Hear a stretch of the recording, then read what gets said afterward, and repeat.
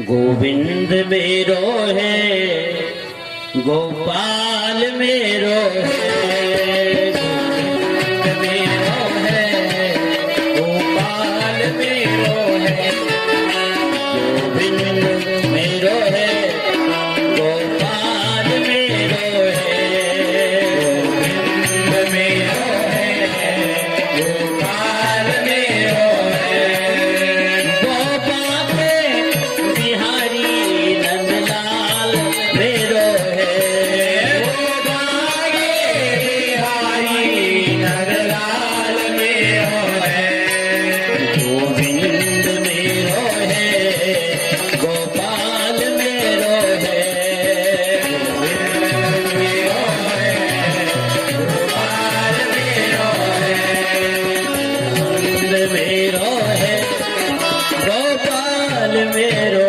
है। श्री सूत जी महाराज अपने प्रश्नों का उत्तर देने के पहले श्री सुखदेव स्वामी का वंदन किया है। कैसे हैं श्री सुखदेव स्वामी, जो श्रीमद् भागवत महापुराण के मुख्य वक्ता, जिन्हें गर्भ में ही हमारे गोविंद की और कृपा प्राप्त हो गई, ऐसे हैं श्रीमद् भागवत महापुराण के मुख्य वक्ता, कथा कहने वाले।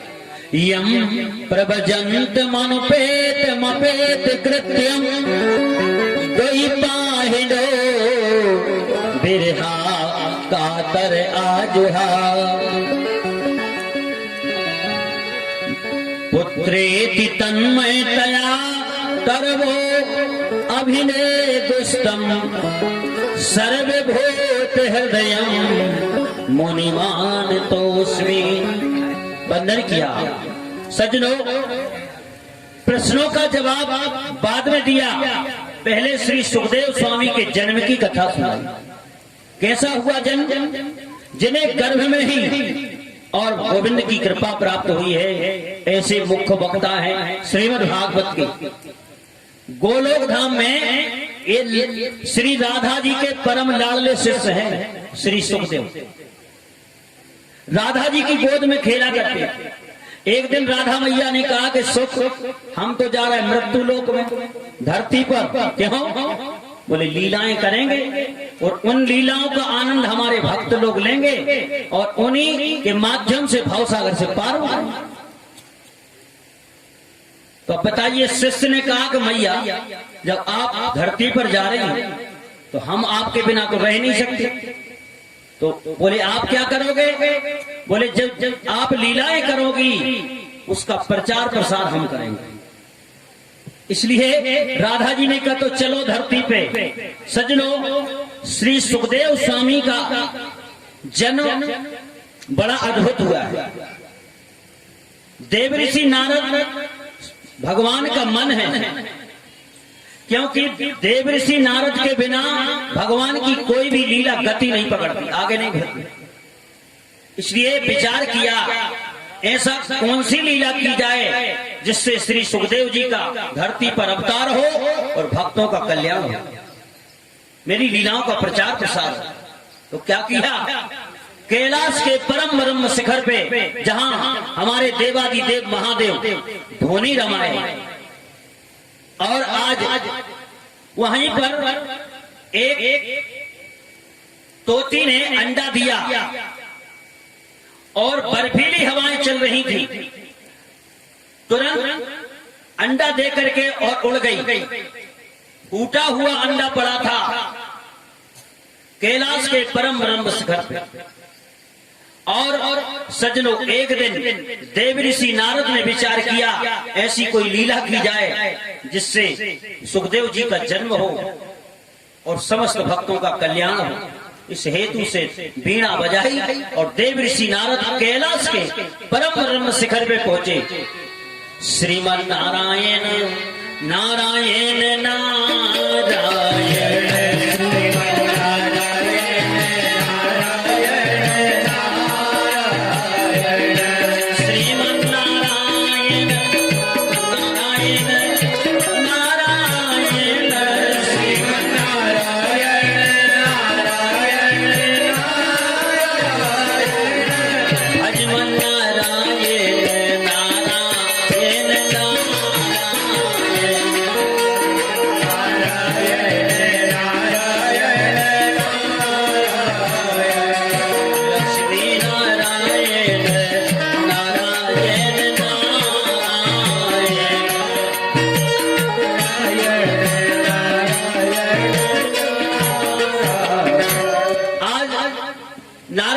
पहुंचे और भगवान शंकर तो समाधिस्थ थे, समाधि में लीन थे और एक आध महीने की नहीं लगती, लागी समाधि अखंड अपार।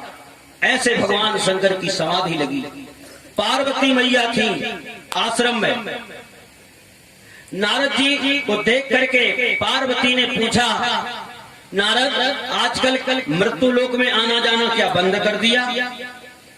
आजकल कमाते हो? नारद जी ने कहा, मैया ये संसार जो जितना भी दिख रहा है ये सब यहाँ पर कपटी है। बोले कैसे? बोले देखो, बाप बेटा में कपट, पति पत्नी में कपट, ये संसार में सब कपट का व्यवहार चल रहा है। ऐसे कपटी संसार में हमने आना जाना आजकल बंद कर दिया। मैया ने कहा कि बहुत अच्छी बात है ये तो, लेकिन हम संसार की बात नहीं कर रहे, हम तो अपने स्वामी की बात कर रहे हैं। हमारे स्वामी तो हमसे इतना प्रेम करते हैं। वो कपटी माने जानते हो भाई, जैसे पत्नी से यदि पति कोई बात छिपाए तो वो कपटी है, बाप बेटा से यदि कोई बात छिपाए तो वो कपटी है, इसलिए मित्र मित्र से यदि कोई बात छिपाए तो वो कपटी है। लेकिन हम नारद क्या बताएं, हमारे स्वामी भोलेनाथ ऐसे हैं, गुप्त से गुप्त बात भी और बता देते हैं। सजनों, यदि आपने सपने में भगवान का दर्शन किया तो शास्त्र कहता कि आप किसी से मत कहो। यदि आपने कह दिया तो निश्चित है जो घटना घटने वाली है वो समाप्त हो जाएगी, फिर परमात्मा का दर्शन नहीं होगा। ये गुप्त बात है। लेकिन हमारे भोलेनाथ, पार्वती जी ने कहा, नारद हमारे भोले बाबा तो ऐसे हैं कि गुप्त से गुप्त बात भी बता देते हैं। साफ कह देते हैं, पार्वती आज हमने और श्याम सुंदर की वो मूर्ति देखी, राम जी की फलानी मूर्ति देखी, ये सब बात बता देते। जो नहीं बताना चाहिए वो भी बताते, हमसे इतना प्रेम करते। नारद जी ने कहा, मैया बहुत अच्छी बात है, अब आपकी बात अलग है, लेकिन हमारे आने का प्रयोजन ये है, अब इस समय भोलेनाथ तो समाधि में है, तो अब उनके यहाँ जाने से कोई मतलब नहीं है। जब आपसे कोई बात नहीं छिपाते तो वो बात आपको भी पता होगी। बोले कौन सी?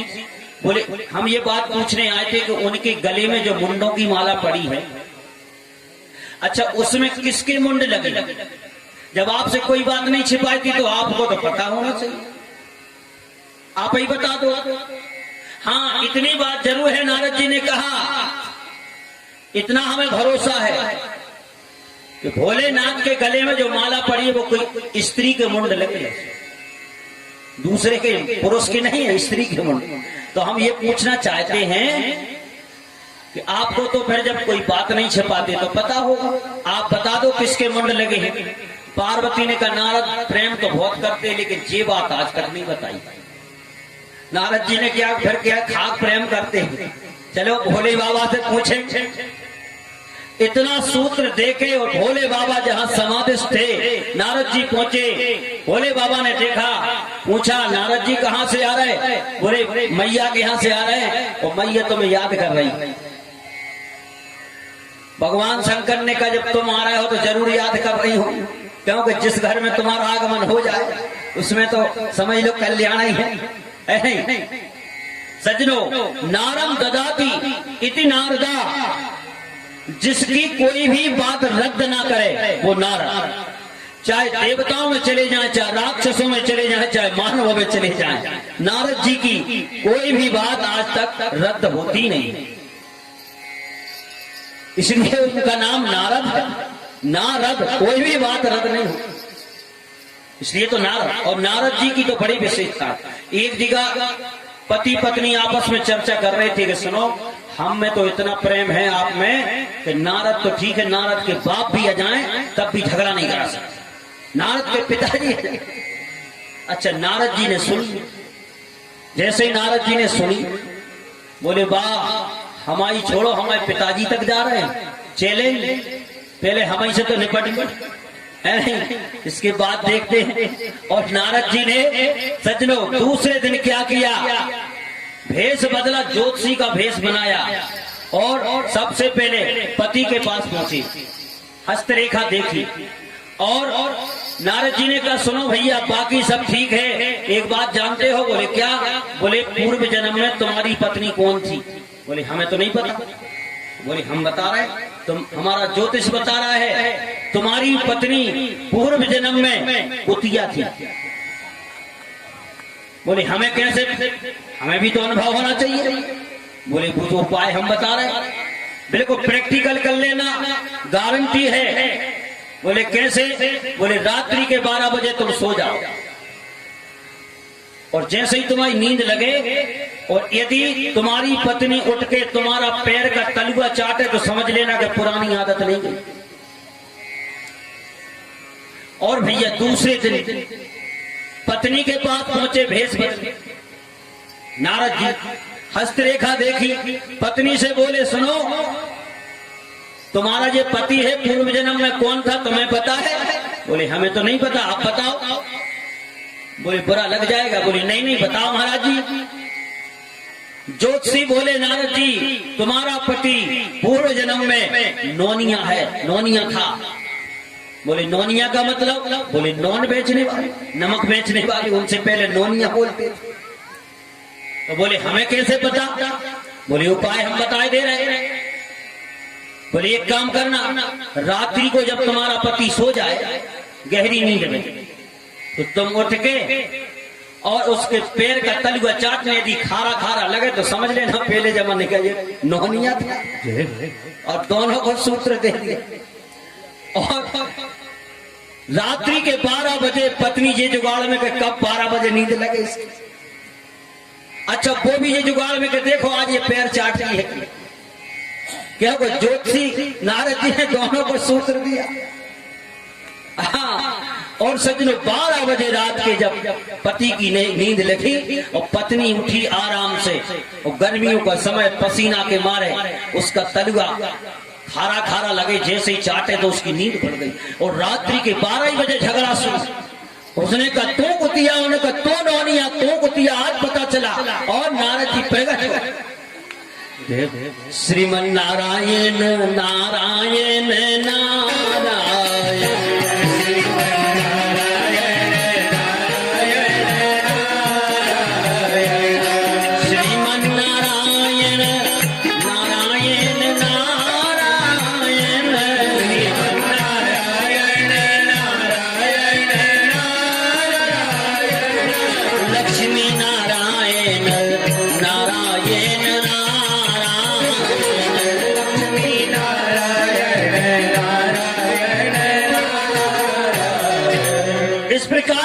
आज पार्वती मैया के यहां से गए, भगवान शंकर ने कहा जब आप आ रहे हो तो जरूर मैया याद कर रही हो। और जैसे ही भोलेनाथ समाधि से उठे पार्वती के पास पहुंचे और पार्वती जी कहां पहुंच गई? कोप भवन में। हमसे आज तक कपट किया, नहीं बताया मंडों की माला पहने हैं, किसके मंड लगे हैं? कोप भवन। अच्छा पहले जमाने में राजा महाराजा जब मकान बनवाते थे तो इन देवियों के रूठने का एक कमरा अलग से बनवाते थे, उसका नाम था कोप भवन। समझ लो उसमें पहुंच गई तो समझ लो ये रूठ गई। महाराज चक्रवर्ती सम्राट दशरथ जी ने बनवाया था, जब कैकई रूठी तो कहां पहुंची? कोप भवन। और कोप भवन का नाम सुनते ही जो धरती के चक्रवर्ती सम्राट दशरथ जी थे वो स्वामी जी लिख रहे थर थर कांपने लगे, जिनके प्रभाव से देवराज इंद्र भी और इशारे से चलता था। वो चक्रवर्ती राजा दशरथ कैकई के कोप भवन में जाने से उसके पैर फिसलने लगे। वो स्वामी लिख रहे कोपी भवन कोपी भवन सुन सकुचे उड़ाओ है बस अगहुर पर ही न पाओ।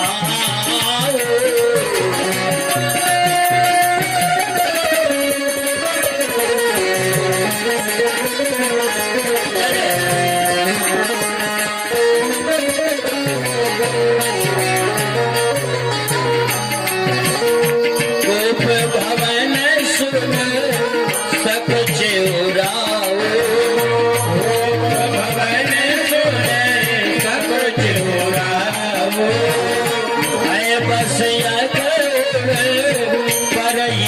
न पाओ, भय बस आज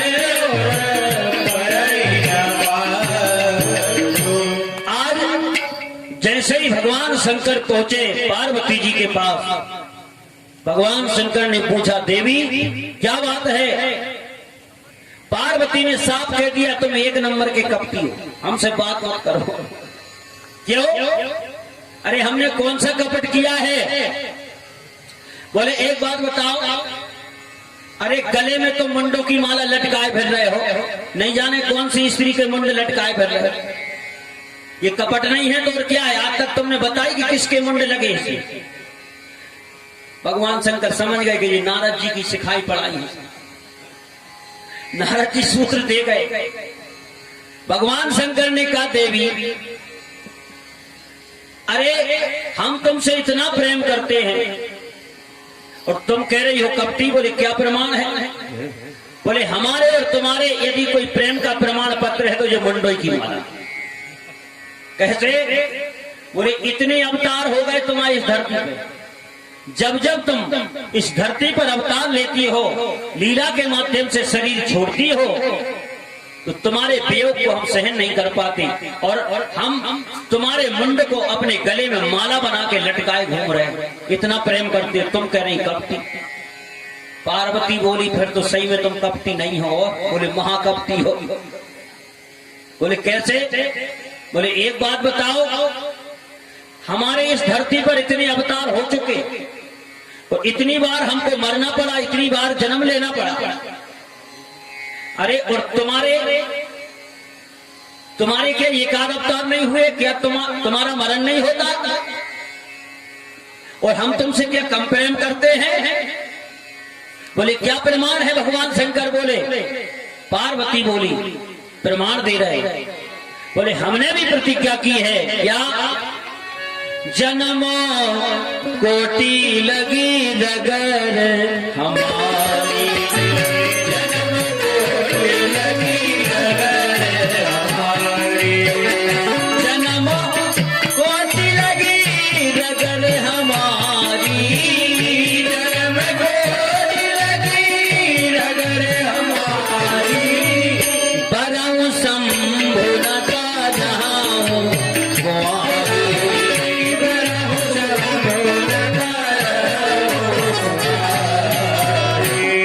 प्रतिज्ञा की है। यदि भगवान शंकर पति के रूप में मिलेंगे तो ही हम विवाह कराएंगे, नहीं तो करोड़ों जन्म हम कुंवारे रहेंगे। हम भी तुमसे कम प्रेम नहीं करते, लेकिन तुम्हारा एक भी मुंड नहीं मिला। तब कहा भगवान शंकर ने देवी हमने एक अमर कथा का पान कर लिया और उस अमर कथा के प्रभाव से हमारा कभी मरण नहीं होता।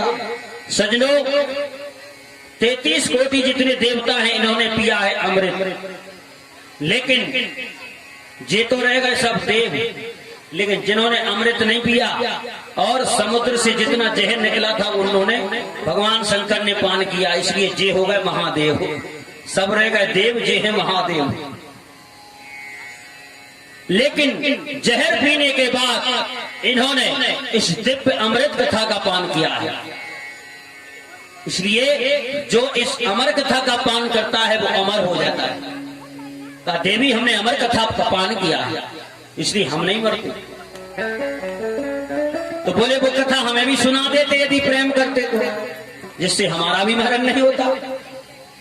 कहा तुमने मौका नहीं दिया और एक बार हम तुम्हें कथा सुनाने ले गए थे, लेकिन तुमको अहंकार आ गया, मोह आ गया, इसलिए तुमने उस अमर कथा का पान नहीं किया। भगवान शंकर माता सती को ले गए थे, कहां? अगस्त जी के पास कथा सुनाने। मानस में गोस्वामी जी लिख रहे एक बार त्रेता युग माही,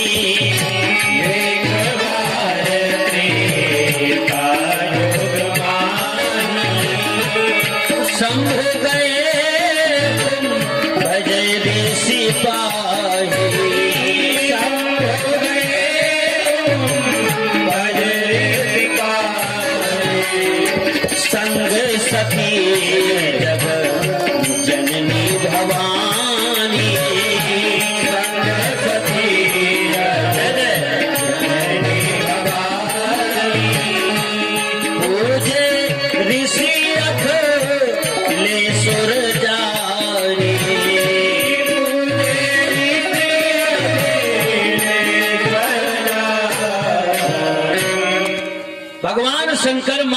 सती को कथा सुनाने ले गए थे। कहाँ? अगस्त ऋषि के आश्रम। लेकिन अगस्त जी की सरलता देख करके माता सती के दिमाग में अहंकार आ गया कि इसे कथा नहीं आती। वो कथा पांडाल में बैठी रही, लेकिन कथा की एक भी शब्द पल्ले नहीं पड़ा। परिणाम क्या हुआ? सती को अपना शरीर और त्यागना पड़ा।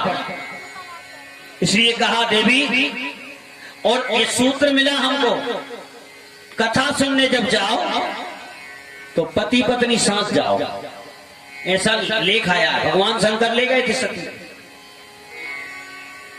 लेकिन आज का आदमी मार्केट जाएगा, रिश्तेदारी में जाएगा, नातेदारी में जाएगा तो पति पत्नी साथ जाएगा।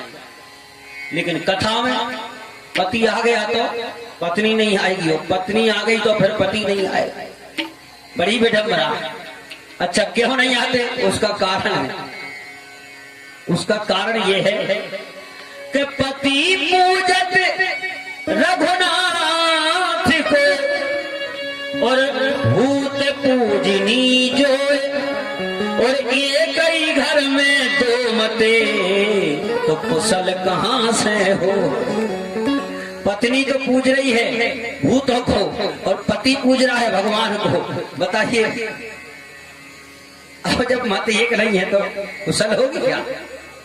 इसलिए, लेकिन भगवान शंकर देखो कैसे गए, बोले संग सती जग जननी भवानी, संग सती जग जननी भवानी, संग सती जग जननी भवानी, संग सती जग जननी भवानी, संग सती जग जननी भवानी।